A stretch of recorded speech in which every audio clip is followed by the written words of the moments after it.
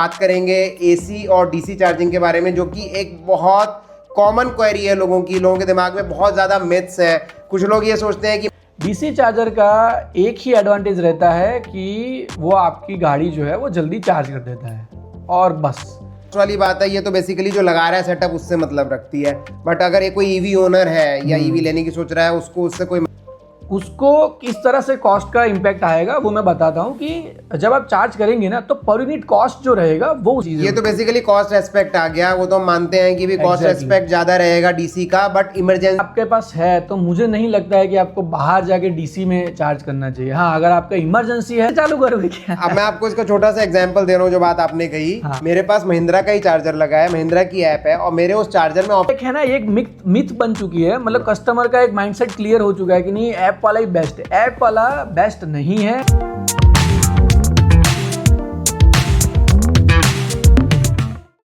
तो आज का हमारा ये पॉडकास्ट होने वाला है एसी और डीसी चार्जिंग पे, जो कि आपके लिए बहुत ज़्यादा इंटरेस्टिंग होने वाला है, क्योंकि हमारे गेस्ट, जैसा कि आप लोग जान रहे हैं, हमारी ये सीरीज़ चल रही है। सिद्धार्थ जी आए हुए हैं और वो आपको ये बताएंगे कि एसी डीसी चार्जिंग में से कौन सा बेस्ट है, कौन सा करना चाहिए, कौन सा नहीं करना चाहिए, और उसके टेक्निकल रीजंस भी देंगे। और भी बहुत कुछ है, क्योंकि इस पॉडकास्ट में हम डिस्कस करने वाले हैं कुछ एडवांस्ड टेक चार्जिंग से रिलेटेड, जो कि शायद आपको पता होगा, शायद आपको ना भी पता हो।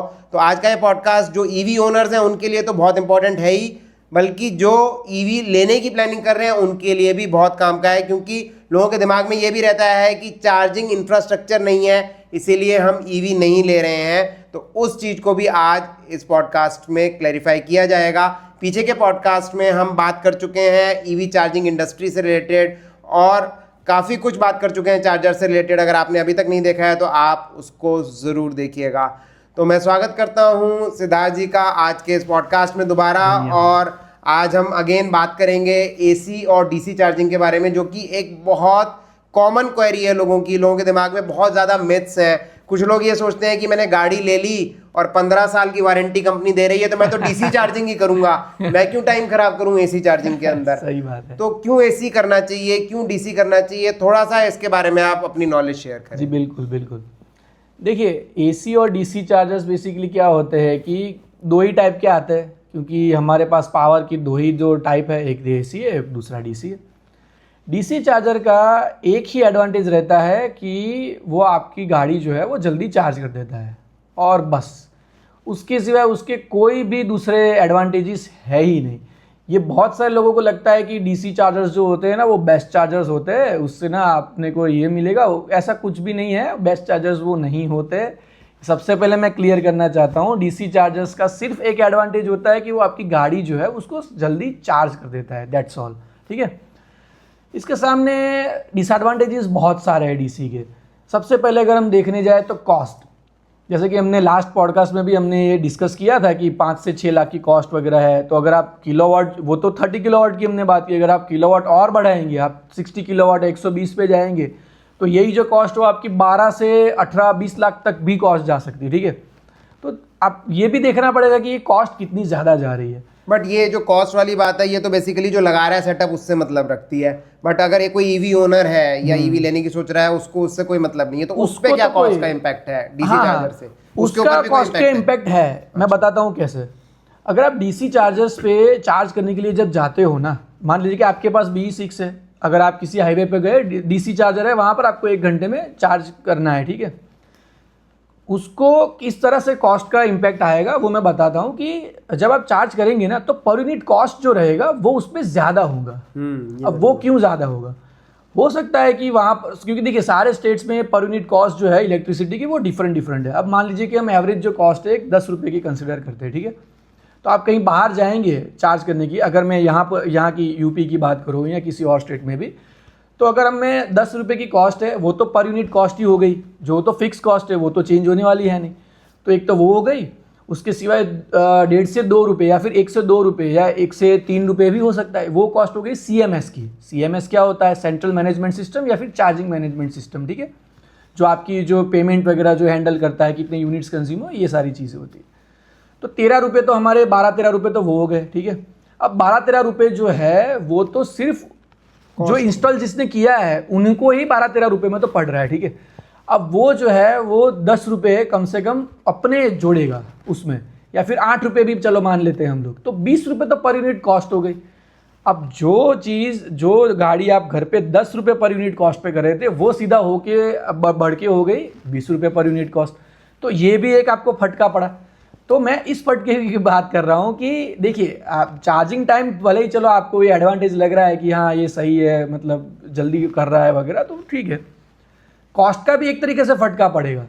दूसरा, जो इंस्टॉल करवा रहा है चार्जर, उसके लिए ये भी है कि भाई इलेक्ट्रिकल इंस्टॉलेशंस वगैरह जो है वो काफ़ी, मतलब जो हमने लास्ट पॉडकास्ट में भी यही बात किया था कि वो काफ़ी मतलब ना कॉम्प्लेक्स बहुत है। एसी चार्जर्स जैसा नहीं है कि आप घर में लगा लिया, आपका बेसिक जो वायरिंग है वही आपको सब देखना है, बस वो हो गया और हो गया। इस तरह से नहीं होने वाला है। उसमें आपको प्रॉपर, अगर मान लीजिए आपके पास 30 किलोवाट है तो फिर भी आप वॉल पे लगा सकते हो। 60 किलोवाट है तो उसके लिए क्या है कि वो स्टैंड अलोन्स रहते हैं, तो उसके लिए तो आपको प्रॉपर आरसीसी की प्रॉपर फाउंडेशंस वगैरह करवानी पड़ती है, उसको प्रॉपर आपको सुपरविजन, आपका टेस्टिंग, कमीशनिंग वगैरह वो सब कुछ रहता है। तो अच्छे खासे मतलब आपके उसमें पैसे वगैरह लगते हैं। ऐसा इजी नहीं है उतना कि भाई चलो आपने कुछ कैसे भी उसको बिठा दिया, सपोर्ट वपोर्ट दे के ऐसे वैसे खड़ा कर दिया, चार्जिंग हो गया, ऐसा नहीं है। अगर वो गिर गया चालू चार्जिंग वारगिरी में और कुछ इतना, क्योंकि 60 किलोवाट हाई पावर है, वो भी डीसी है। डीसी बेसिकली क्या होता है कि अगर आप टच कर लो तो वो छोड़ता नहीं है आपको। एसी में फिर भी आप छूट जाते हो, डीसी में छूटता नहीं है। तो डायरेक्ट करंट आपकी लाइफ जा सकती है, मतलब ये तो मतलब बहुत ही डेंजरस है। तो उसमें ये सारी जो कंप्लायंसेस है, कॉम्प्लेक्सिटीज है, वो बहुत ज़्यादा है डीसी में, इसीलिए कॉस्ट ज़्यादा है उसकी। इसीलिए कॉस्ट भी ज़्यादा है उसकी। तो ये सारे सेफ्टीज़ वगैरह का भी ध्यान रखना पड़ता है। कैनपी जब आप डिज़ाइन करवा रहे हो, ठीक है, कैनपी बेसिकली क्या होता है कि उसका जो आउटर जो कवर जो रहता है ना, बॉक्स बड़ा सा, उसको कैनपी बोलते हैं। वो आप डिज़ाइन करना, अगर आप करवा रहे हो तो उसको भी उसी तरह से डिज़ाइन करवाना है कि भैया सेफ रहे, किसी को कोई टच ना करे डायरेक्टली। तो ये सारी चीज़ें, ये तो बेसिकली कॉस्ट एस्पेक्ट आ गया। वो तो हम मानते हैं कि भी कॉस्ट एस्पेक्ट ज़्यादा रहेगा डीसी का, बट इमरजेंसी के केस में क्योंकि हम हाईवे पे जा रहे हैं तो हमारे पास ऑप्शन नहीं है, तो हमें यूज़ करना पड़ेगा उसको। एग्जैक्टली। तो बेसिकली आप थोड़ा सा ये बताएं कि कुछ लोगों के दिमाग में ये रहता है कि हम एसी चार्जिंग अपने सिटी में भी अगर हैं तो घर पे क्यों चार्जिंग करें, एसी डीसी जाके बाहर कराएं। तो अगर वो ऐसा करते हैं तो उससे क्या उनको नुकसान होने वाला है? देखिए, एसी चार्जिंग घर पर अगर आपके पास है तो मुझे नहीं लगता है कि आपको बाहर जाके डीसी में चार्ज करना चाहिए। हाँ, अगर आपका इमरजेंसी है, आपको आधे पौने घंटे में एक सिग्निफिकेंट रेंज वगैरह चाहिए तो फिर ठीक है, वरना मुझे लगता ही नहीं है कि आपको बाहर जाके डीसी, क्योंकि डीसी देखिए अगर आप रेगुलरली चार्ज करोगे तो इससे क्या है कि आपकी बैटरी की जो लाइफ है ना, वो बहुत ही हैविली इम्पैक्ट होने वाली है, ठीक है। अब जैसे कि टाटा अगर आप देख लीजिए तो टाटा में तो आप 3 या 4 बार करो ना, उसके बाद से वो डैशबोर्ड पे भी आ जाता है कि भाई अभी आप ना रेगुलर चार्ज करो, एसी चार्जिंग करो। तो वो इसीलिए वो लोग ये नोटिफाई करते हैं कस्टमर्स को, ताकि क्या है कि बैटरी की जो लाइफ है ना वो एक पर्टिकुलर एक मेंटेन्ड रहे। अगर आप रेगुलरली डीसी ही चार्ज करोगे तो आपकी बैटरी की जो लाइफ है वो बहुत कम हो जाएगी। क्यों? उसका रीज़न है क्योंकि 8 या 10 घंटे में डालने वाला जो करंट है वो आपने 1 घंटे में 45 मिनट्स में डाल के छोड़ दिया है। अब आप सोच सकते हो कि क्या उसकी हालत हो जाएगी, ठीक है। तो उसका जो टेम्परेचर जो रहेगा, बैटरी की जो कूलिंग चैनल्स है वो रहते हैं। ऐसा नहीं है कि ऐसे ही छोड़ देते हो उनको, बैटरी के ऊपर भी कूलिंग चैनल्स रहते हैं। पर फिर भी जब आप इतनी जल्दी उसको चार्ज करते हो, इतना सारा हाई करंट उसके अंदर डाल देते हो, हाई पावर डाल देते हो, तो कूलिंग चैनल्स तो अपना काम करेंगे, पर फिर भी एक चार्जिंग डिस्चार्जिंग उसका जो कर्व रहता है ना, वो हैविली इम्पैक्ट होगा। आप इतने फ्रीक्वेंटली अगर आप इसको डीसी से चार्ज करो ना, तो इस रीज़न की वजह से मैं तो यही सजेस्ट करता हूँ मेरे सारे कस्टमर्स को कि डीसी चार्जर्स जो है वो आप यूज़ ना करें। अगर आप अगर रोड ट्रिप के लिए जा रहे हो 6 महीने में 1 बार या साल में 1-2 बार तो ठीक है, आप कर लीजिए। वरना रेगुलरली अगर आप ये माइंड में ला रहे हो ना थॉट कि भाई मैं रेगुलर डीसी से चार्ज कर लूँगा, 1 घंटा ही तो चार्ज करना, 1 घंटा मैं चार्ज कर लूँगा, उसके बाद में नेक्स्ट वीक जो है, क्योंकि 400-500 किलोमीटर की रेंज है, नेक्स्ट वीक मेरे चार्ज करने का टाइम आएगा तो मैं डीसी से ही कर लूँगा। तो ये मुझे लगता है कि कहीं ना आपकी बैटरी की जो लाइफ है उस पर इम्पैक्ट डालेगा और आपको ये इमीडिएट इफेक्ट जो है वो देखने नहीं मिलेगी। ये आपको देखने मिलेगी 1 साल के बाद या 1.5 साल के बाद। तब आप सिग्निफिकेंट आप नोटिस करोगे कि मेरी जो रेंज है, जो फॉर एग्जांपल पहले जो 500 किलोमीटर मिलती थी, अब मुझे वो 450 ही मिलती है। तो 10% का जो फटका जो लगा है ना आपको, वो उस रीज़न की वजह से लगा है। क्यों? क्योंकि आप रेगुलरली उससे चार्ज करते आ रहे हो। तो ये एक सबसे बड़ा रीज़न रहता है। तो डीसी इसलिए आपको नहीं करना चाहिए। हालांकि एसी में क्या है कि टाइम ज़्यादा लगता है, मैं मानता हूँ, पर वो सबसे सेफ है। बैटरी का जो टेम्परेचर है वो इंक्रीज होना ही नहीं है कभी। 10 घंटा लेगा, आराम से चार्ज होगा वो। अब यही सेम चीज़ ना आप हमारे स्मार्टफोन्स जितने भी रहते हैं ना, उसमें आप देख सकते हो। ये अभी तो वो अल्ट्रा फास्ट चार्जिंग आने लगा, 120 वाट का। ये जितने भी स्मार्टफोन्स वगैरह रहते हैं ना, उसमें अल्ट्रा फास्ट चार्जिंग आने लगा है। तो उसमें आप नोटिस कीजिएगा एक बार, जब आप 120 वाट के चार्जर से आप चार्ज कर रहे हो 18 मिनट 15 मिनट में, तो वो अच्छा खासा 70% 75% आपको बैटरी दे देता है वो। ठीक है, उसका टेम्परेचर आप नोटिस कीजिए, गर्म हो जाता है फोन। बहुत ज़्यादा गर्म हो हाँ, जाता वो है। मैंने नोटिस किया। हाँ, स्लो चार्ज कीजिए आप, आपको कोई दिक्कत नहीं आएगी, टेम्परेचर भी नहीं बढ़ेगा। पर उसका डिसएडवांटेज एक यही है कि टाइम लेगा। तो ये चीज़ मैंने स्मार्टफोन्स में अपने भी एसेस किया है चीज़ कि हम लोग Exactly. स्मार्टफोन्स को स्लो चार्ज करते हैं तो हमारी बैटरी लाइफ, कुछ स्मार्टफोन्स कई साल पुराने भी हैं, 5-5 साल पुराने, बढ़िया चल रहे हैं, बढ़िया चल रहे हैं। कोई प्रॉब्लम नहीं है। और वही रूल यहाँ पे भी एप्लीकेबल एग्जैक्टली। अब क्योंकि देखिए दोनों में बैटरी जो है वो लिथियम ही है, एग्जैक्टली। और लिथियम में चार्जिंग कर्व अगर आप देखोगे ना, तो वो थोड़ा अनोखा है।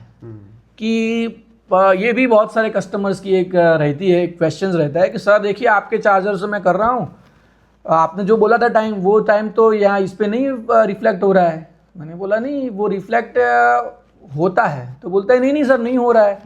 तो उनको बताना पड़ता है। देखिए, जब आप लिथियम की बात करो तो मतलब आपकी जो क्या बोलते हैं स्मार्टफोन्स हो गए, या फिर अपना ये जो इलेक्ट्रिक कार्स हो गए, 2 व्हीलर्स हो गए, जिसमें भी लिथियम लगते हैं ना, लिथियम वाले बैटरी पैक्स, उसकी कैरेक्टरिस्टिक रहती है कि 70% तक या फिर 80% तक वो ना रेगुलर स्पीड पे चार्ज होते रहेंगे। ठीक है, अब 80 या 85% के बाद आप देखोगे कि जो उसका जो टाइम है ना, वो बहुत ज़्यादा लग रहा है।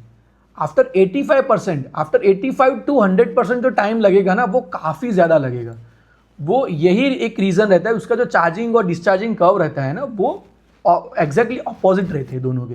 तो 85% के बाद ना थोड़ा ओवरलोड वो फील करता है। उसकी वजह से वो क्या कि चार्जिंग को काफ़ी हद तक स्लो कर देता है, क्योंकि उसको टेम्परेचर जो है वो भी मेंटेन करना है, सब कुछ मेंटेन रखना है उसको। तो ये सबसे बड़ा एक रहता है। तो हो सकता है कि आपका जो 20% से 30% जो है वो आपका एक पर्टिकुलर स्पीड पे होगा, पर 85% के बाद जो है वो अच्छा खासा टाइम ले रहा है। तो वो यही रीज़न की वजह से वो टाइम ले रहा है। वो उसमें आपके मतलब कोई भी कंपनी का चार्जर हो, चाहे वो मेरा हो या किसी भी कंपनी का चार्जर होगा, उसमें टाइम लेने ही वाला है ना। वो उसमें चार्जर की दिक्कत नहीं है, चार्जर एकदम ठीक ही चल रहा है। पर ये जो बैटरी में एक थोड़ा बहुत ना एक प्रॉपर्टी जो रहती है उसकी लाइफ मेंटेन एग्जैक्टली तो उसकी वजह से ना ये पूरा आपको ये देखने को मिलता है ज़्यादा टाइम। तो ये एक रहता है। अब एसी चार्जिंग में क्या है कि वो अपनी आराम से अपनी स्पीड पे होगा। और मैं तो सब कस्टमर को यही बोलता हूँ कि अगर आपको रात को, तो आप अगर घर पे हो तो लगा दो ना एसी में, 8-10 घंटे हो गए तो सुबह तक तो वो चार्ज हो जाएगी, फुल चार्ज हो जाएगी। फिर क्या दिक्कत है आपको? थोड़ा स्लो चार्ज हो गए ना, पर आपकी जो रेंज वगैरह है वो मेंटेन रहेगी थ्रू आउट, मतलब 5-6 ईयर्स। आपको देखना भी नहीं पड़ेगा रेंज के ऊपर। और घर पे भी आप चार्ज करो तो सस्ता भी बहुत है। हाँ, ये एक बहुत इंपॉर्टेंट पॉइंट है। एग्जैक्टली। अगर जिसके घर में सोलर लगा हुआ है तो मान लीजिए एग्जैक्टली, तो उसको मेरे हिसाब से 30 to 40 पैसा पर किलोमीटर पड़ेगा, उससे भी कम पड़ेगा। अगर आपके पास ज़्यादा सोलर कैपेसिटी है, उससे भी कम में पड़ेगा। बाहर अगर आप करने जाओगे, चार्जिंग वगैरह करने जाओगे, रेगुलर वहीं से ही करोगे, तो मुझे लगता है कि वो जो आप कॉस्ट है, वो कॉस्ट सीएनजी की कॉस्ट एक तरह से आप 24 रुपए से कम नहीं आती, क्योंकि जीएसटी भी ऐड होता है। एग्जैक्टली। और फिर मुझे लगता है बाहर जाकर के मैं अपना टाइम भी लगा रहा हूँ, क्योंकि मैं गाड़ी छोड़ करके तो आऊंगा नहीं, मुझे वहां बैठना पड़ेगा। और घर में जब मैं चार्ज करता हूँ तो मैं आराम से अपना काम करता हूँ। चार्जिंग में 2 मिनट लगते हैं लगाने में, और I am care free. Exactly. तो एक एसी चार्जर्स में एक ये भी बड़ा एक अनोखा अभी एक ट्रेंड निकला हुआ है कि जो चार्जर्स रहते हैं पोर्टेबल चार्जर, जिसमें सबको ऐप चाहिए रहता है। तो ये एक मैं सब ये क्लियर करना चाहता हूँ आज कि आप ऐप का क्या करोगे। सबसे पहले मुझे बता दो। चलो मैं अपने एक उदाहरण से समझते हैं। आपके पास B6 से आप घर पे आए, आपने जहाँ पर आपका जो पार्किंग एरिया है वहाँ पर पार्क की, वहाँ से आप चार्जर लेके आए, चार्जिंग गन जो है गाड़ी में लगा दी, चार्जिंग हो रहा है, आप घर के अंदर चले गए। अब ये पूरा जो ट्रांजिशन है उसमें ऐप का कहाँ पर रोल है? आप बताइए, कहीं नहीं है। सारे कस्टमर्स हमें बोला करते हैं कि सर आप ऐप, आपके पास ऐप है क्या, आपका चार्जर ऐप वाला है क्या, पोर्टेबल चार्जर। हम बोलते हैं कि नहीं ऐप वाला नहीं है। तो सर फिर तो मुझे नहीं लेना है। तो मुझे ये लगता है कि आप ऐप का करोगे क्या, चार्जिंग गन आपको खुद जाना पड़ेगा लगाने ऐप तो गाड़ी के लगाएगी अंदर, नहीं। वो ऐप नहीं लगाएगी चार्जिंग गन, ऐप तो लगाना आप भूल जाओ निकालना भी पड़ेगा, ऑन भी करना पड़ेगा। एग्जैक्टली तो आपको ऑन भी खुद करने जाना पड़ेगा, लगाना भी खुद को ही पड़ेगा, ऑफ करने भी खुद ही जाना पड़ेगा, और उसको निकालने के लिए भी आपको खुद ही जाना पड़ेगा। ऐप का इसमें कोई रोल नहीं है। अगर आपको ये देखना है कि कितने यूनिट्स कंज्यूम हुए, तो वो आप हमारे जो पोर्टेबल चार्जर्स जो रहते हैं ना, उसके डिस्प्ले पे proper units, number of kilowatt hour, मतलब जो यूनिट्स है वो आप देख सकते हो। उसमें लास्ट कितने यूनिट पे आपने चार्जिंग पे शुरू किया था और अभी कितने यूनिट्स है, इसका डिफरेंस निकाल लो, आपको यूनिट्स मिल गए। दूसरा, अगर आपको देखना है कि कितना % मेरी गाड़ी चार्ज हुई है, तो उसके लिए तो कंपनीज की खुद की एप्लीकेशंस रहती है।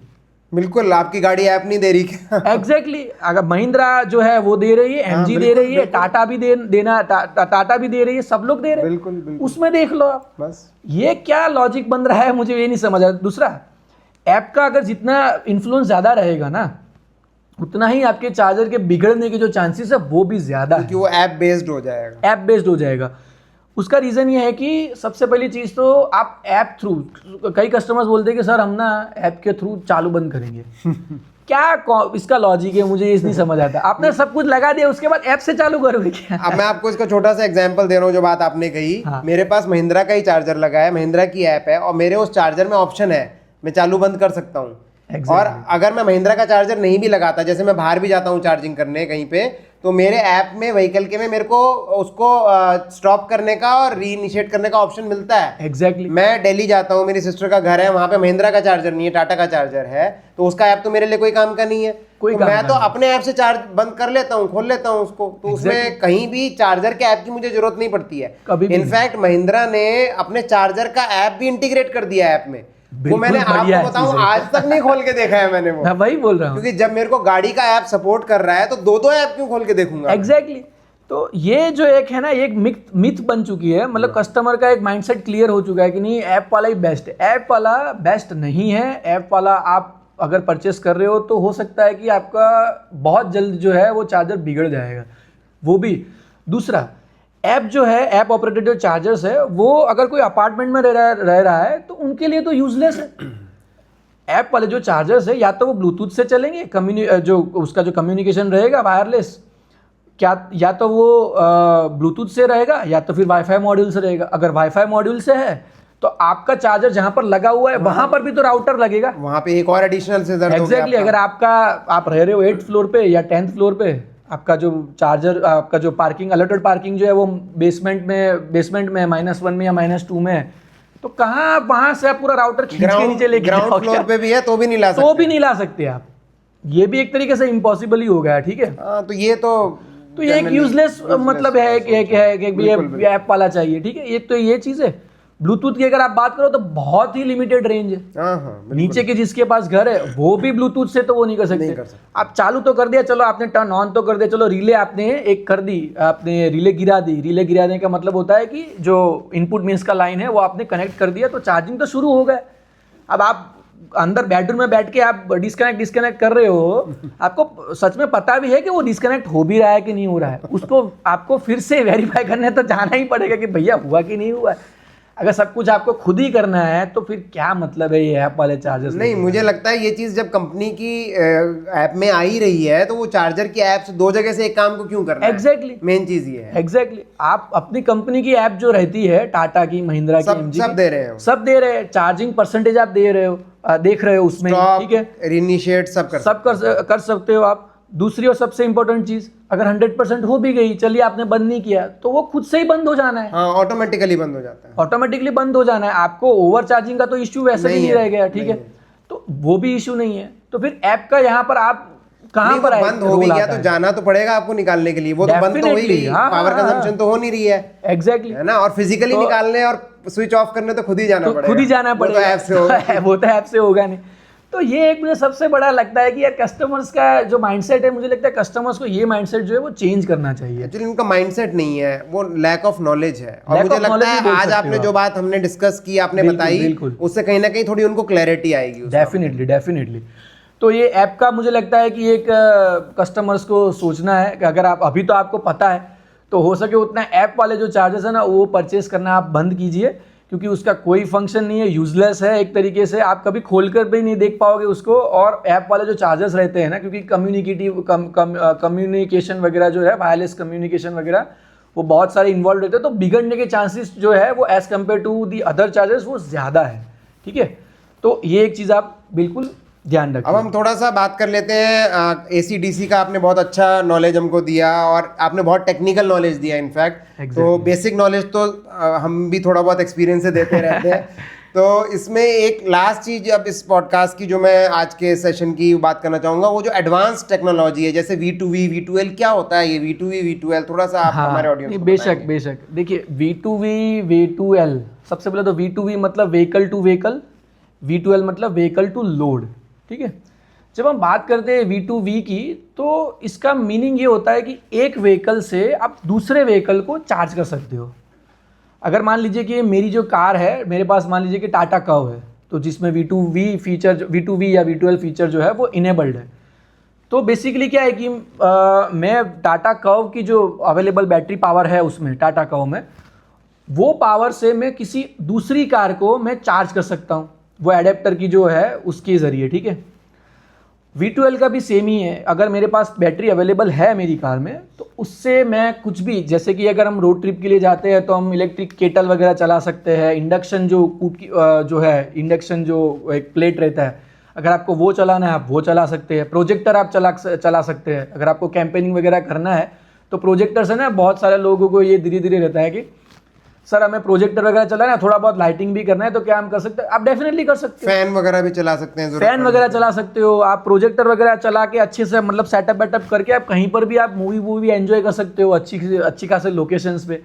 तो ये एक अच्छे खासे एडवांटेजेस रहते हैं जो आपको ना पेट्रोल डीजल वाली कार में नहीं मिलेंगे। ये आपको अभी नेक्स्ट जेन जो इलेक्ट्रिक कार्स रहती है ना, और ये जो फीचर है अभी कुछ कार्स में अवेलेबल है, सब में नहीं है। सब में नहीं है। टाटा कर्व है, हैरियर है, उसमें अवेलेबल है। MG जो है उसमें भी अवेलेबल रहता है। ये BYD जो है उसमें सी लायन है, सील है, उसमें ये फीचर जो अवेलेबल रहता है। पर मुझे लगता है कि ये जो फीचर है ना बहुत कॉमन हो जाएगा एक टाइम के बाद में। अगर 1.5 या 2 साल की अगर मैं बात करूँ ना टाइम स्पान में, तो मुझे लगता है कि हर गाड़ी जो है वो ये V2L V2V फीचर देना शुरू कर। उसके लिए मुझे लगता है कि EVs जितनी ज़्यादा बढ़ेंगी उतना ज़्यादा जल्दी कॉमन होगा। एग्जैक्टली। तो ये एक है कि भाई जितनी जल्दी EVs बढ़ेगी इतनी जल्दी है ना ये फीचर्स भी धीरे धीरे। और मुझे लगता है आने वाले टाइम में रिमोट चार्जिंग के सिस्टम्स आ जाएंगे, जो कि आपके कॉल पे पहुंच गया तो आपकी जो रेंज एंजाइटी है जो अभी भी लोगों की इसके बाद भी है वो भी खत्म हो जाएगी। एग्जैक्टली, वो क्योंकि आपके पास एक मूवेबल आ गया चार्जर जो है गाड़ी, और उसने चार्ज कर दिया फटाफट। एग्जैक्टली। तो ये भी एक चीज़ है कि जिस तरह से ये टेक्नोलॉजी पूरी इकोसिस्टम इवॉल्व होती जाएगी ना, उस हिसाब से ये इकोसिस्टम जो है और स्ट्रांग होती जाएगी। तो लोगों का इसकी तरफ ना अट्रैक्शन और बढ़ेगा, और लोग आएंगे और लोग सोचेंगे कि यार अभी 500 किलोमीटर 600 किलोमीटर अगर सिंगल चार्ज में गाड़ियाँ मिल रही है और वो भी बजट आपके बजट फ्रेंडली रहेगी। ठीक है, अभी हालांकि हो सकता है कि कुछ मॉडल्स में आपको लगे कि यार इसकी कॉस्ट थोड़ी ज़्यादा है, पर आप इन फ्यूचर अगर देखोगे ना तो वो आपको सिग्निफिकेंट रेंज भी मिल जाएगी, आपकी जो एंग्जाइटी जो है वो भी दूर हो जाएगी, रेंज एंग्जाइटी जो है वो भी दूर हो जाएगी। और बैटरी का जो आप सोच रहे हो ना, वो तो ऑलरेडी अभी आप देखो ना लाइफ टाइम वारंटी देने लगे, 15-15 साल की वारंटी देने लगे, या फिर आप 5-5 लाख किलोमीटर तक चलाओ। आज के ज़माने में हालांकि कोई 5 लाख किलोमीटर कोई गाड़ी चलाता है नहीं, पर फिर भी लेकिन एश्योरेंस रहता है कि भैया डीजल और पेट्रोल में तो इतनी गाड़ी चलेगी भी नहीं आप चलाना। एग्जैक्टली।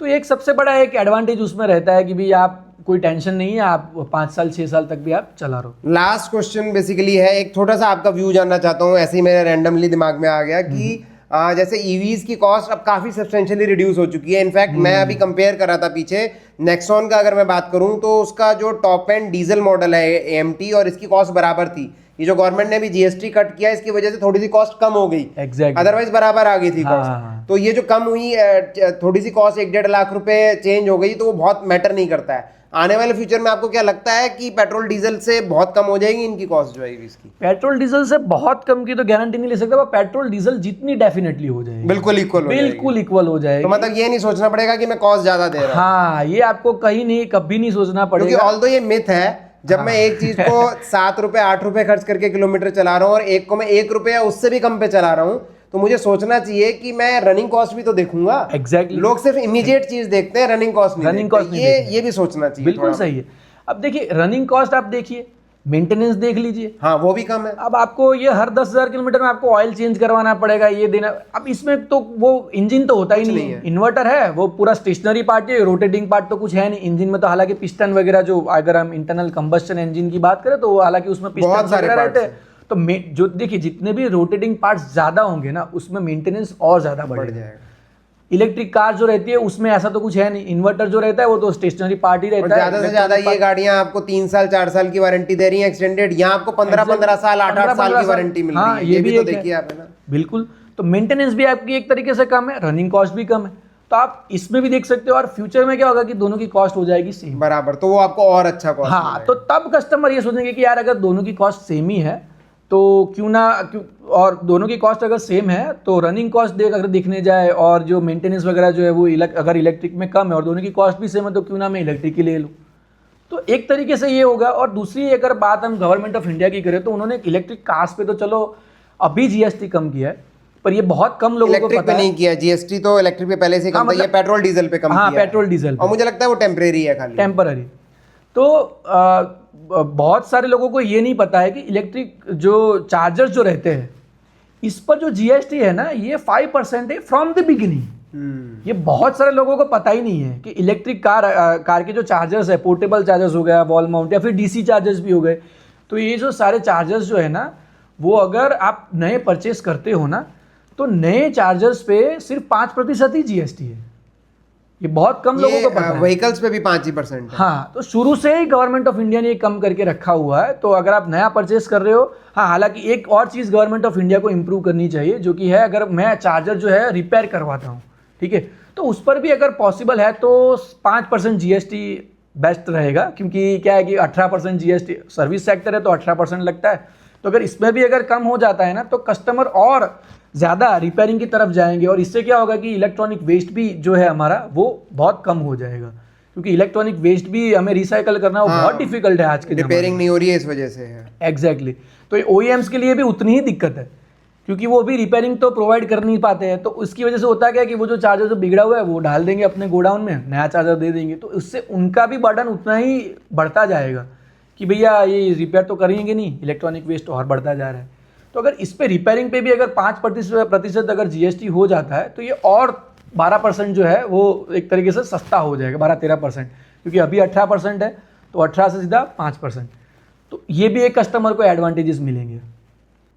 तो सिद्धार्थ जी, इतनी नॉलेज देने का, इतना सब कुछ बताने का, चार्जर्स के बारे में, चार्जिंग इंफ्रास्ट्रक्चर और बहुत सारी चीज़ें और भी हम लोग अभी काफ़ी कुछ कर चुके हैं जिसके बारे में ऑडियंस को पता चलेगा, जो हमने प्रैक्टिकली किया है। बिल्कुल बिल्कुल। तो इसके बारे में, इसके लिए मैं आपको बहुत बहुत थैंक्स देना चाहूँगा। आप आए इतनी दूर से, अहमदाबाद से, सिर्फ हम लोगों से ये सारी चीज़ें शेयर करने, बताने। और जो आपका ये ऑब्जेक्टिव है, डेफिनेटली ये सिर्फ एक बिजनेस नहीं है, मुझे लगता है ये एक पूरा एक इंडिया के लिए, कंट्री के लिए और इकोसिस्टम के लिए आप सब कर रहे हैं। तो मैं रियली आपको एक बहुत गुड विशेस देना चाहूँगा कि आपका ये जो भी है, जो ऑब्जेक्टिव और प्रोजेक्ट, ये बहुत स्पीड से बढ़े और हर घर तक आपके चार्जर्स पहुँचे। जी बिल्कुल बिल्कुल। तो दोस्तों, आप लोगों ने देखा कि हमने अपने अलग अलग पॉडकास्ट के अंदर काफ़ी सारी इन्फॉर्मेशन ली सिद्धार्थ जी से और उन्होंने काफ़ी कुछ चीज़ें क्लियर की। आई होप ये चीज़ें आपके लिए हेल्पफुल रहेंगी आपके ईवी बाइंग डिसीजन में। अगर आप ऑलरेडी एक ईवी ओनर हैं, वहाँ भी आपको ये हेल्पफुल रहेंगी। और एसी और डीसी चार्जर से रिलेटेड मैं काफ़ी सारी चीज़ें ऑलरेडी आपको बताता रहता हूँ विद एक्सपीरियंस। बढ़िया टेक्निकली सिद्धार्थ जी ने आपको बहुत सारी चीज़ें बताई हैं कि क्यों हमें एसी चार्जिंग करनी चाहिए। और ये चीज़ आप उन्होंने रिलेट करी मोबाइल फ़ोन से भी, तो आपके लिए हर तरह से बेनिफिशियल है। कॉस्ट वाइज भी बेनिफिशियल है, टाइम भी बचेगा, आपकी गाड़ी की हेल्थ भी अच्छी रहेगी, रेंज भी ज़्यादा मिलेगी। तो हर बेनिफिट है जो कि आपको डीसी में नहीं मिलेगा। तो इसलिए डीसी को सिर्फ इमरजेंसी के लिए यूज़ करिए। इसके अलावा अगर आप लोगों की कोई भी क्वेरीज हो इससे रिलेटेड, तो उसके बारे में आंसर किया जाएगा। और अगर आप चार्जर्स लेना चाहते हैं PME इलेक्ट्रॉनिक्स के, जो कि बहुत अच्छे हैं, स्टडी हैं, जो कि आप आगे प्रैक्टिकल हमारे कुछ वीडियोस शायद आ चुके होंगे, आप अगर देख चुके हैं उनको, तो वो वीडियोस जो रिलीज हुए हैं उसमें आप देखिएगा, उसमें क्या उसके एडवांटेजेस और डिसएडवांटेजेस हैं, उसके हिसाब से आप उसको डिसाइड कर सकते हैं। अगर आप लेना चाहते हैं तो मैं पूरी डिटेल्स नीचे वीडियो के डिस्क्रिप्शन में शेयर करूंगा, आप उनको ले सकते हैं। V2V V2L को भी ले सकते हैं। तो मिलेंगे एक और नए पॉडकास्ट में कुछ और नई इंसाइट के साथ, किसी नए गेस्ट के साथ, और उम्मीद कर रहा हूं कि सिद्धार्थ जी को हम फिर कुछ नया डेवलप होगा तो उसमें उनको दोबारा से इनवाइट करेंगे अपने पॉडकास्ट पे, और आपसे जो भी बेस्ट इंफॉर्मेशन होती है वो शेयर करेंगे। तो मिलते हैं एक और नए वीडियो में, तब तक के लिए ईवी चलाएं, पर्यावरण बचाएं।